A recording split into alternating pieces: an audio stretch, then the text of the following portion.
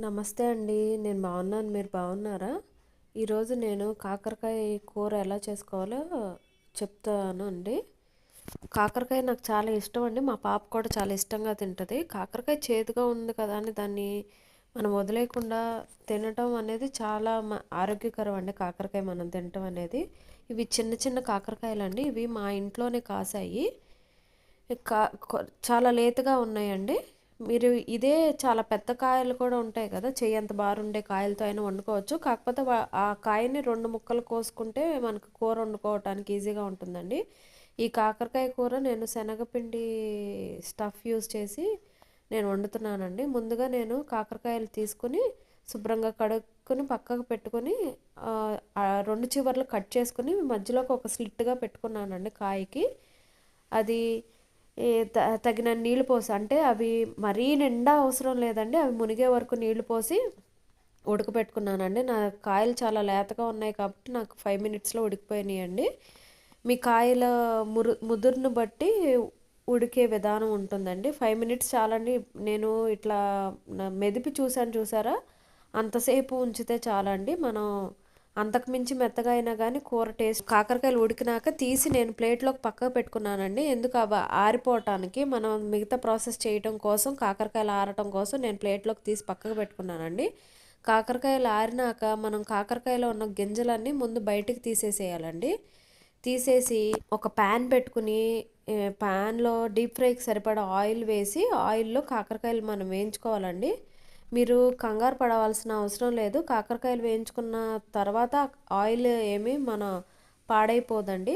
అంటే చేదుగా అయిపోవటం కానీ, వేరే కూరలకి యూజ్ చేయటం, మరీ అంత విపరీతమైన చేదు అలాంటిది ఏమి ఉండదండి. నార్మల్గానే మనం యూజ్ చేసుకోవచ్చు. కంగారు ఏమి ఉండదండి.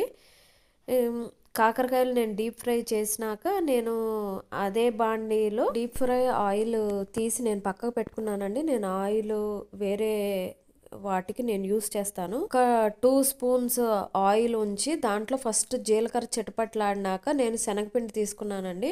మేము ఈ శనగపిండి షాప్లో శనగపిండి కాదండి, మేము శనగపప్పు కొనుక్కొని శుభ్రంగా ఎండబెట్టి దాన్ని మేము మిల్లుకు ఆడించుకుంటామండి. ఆ శనగపిండి మా ఇంట్లో మేము దేనికి వాడినా కానీ శనగపిండి ఆ విధంగానే వాడతామండి. బయట షాప్లో కొన్న శనగపిండి అయితే మేము వాడము.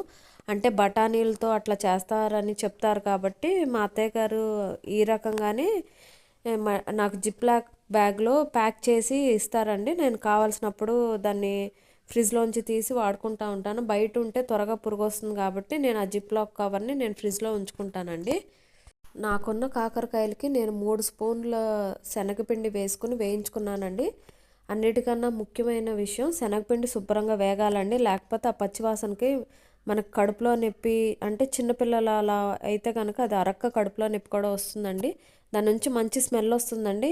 అప్పుడే అర్థం అది ఏగిపోయిందని.